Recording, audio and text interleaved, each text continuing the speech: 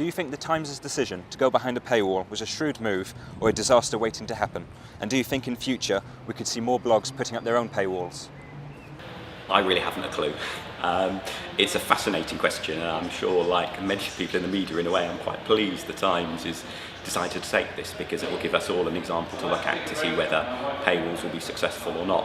I think it's certainly plausible the paywall will succeed, both because, Rupert Murdoch, whatever one thinks of him, has got a pretty impressive record at successfully running newspapers.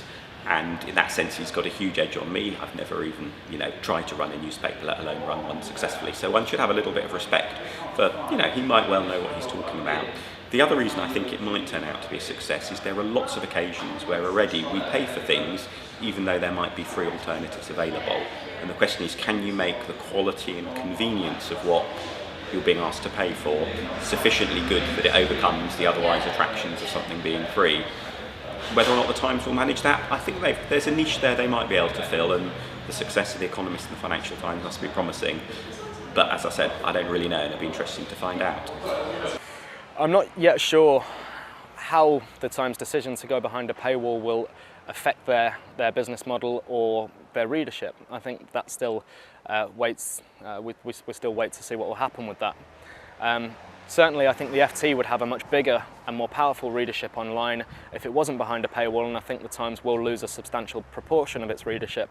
Certainly, I've stopped looking at it online as a result of it going behind a paywall. I think ultimately what the blogs have over the mainstream media is a sense that they're free and anybody and everybody can contribute, and it's kind of guerrilla reporting, and everybody has a stake and everybody has a say. And I think that's why I find it very unlikely that blogs, etc., will go behind paywalls in the future.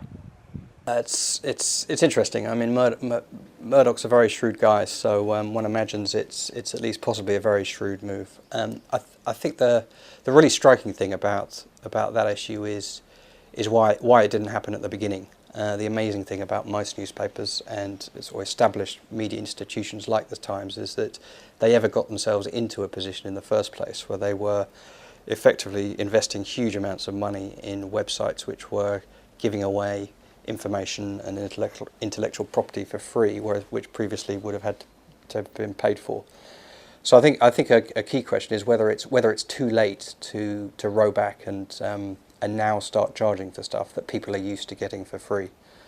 And of course you have other sites which give information for free or collate information from sites like the Times and then make money from it by advertising or other things. So sites like the Times, I think, have got a real problem, and I suspect it's too late now to impose a charge for their websites.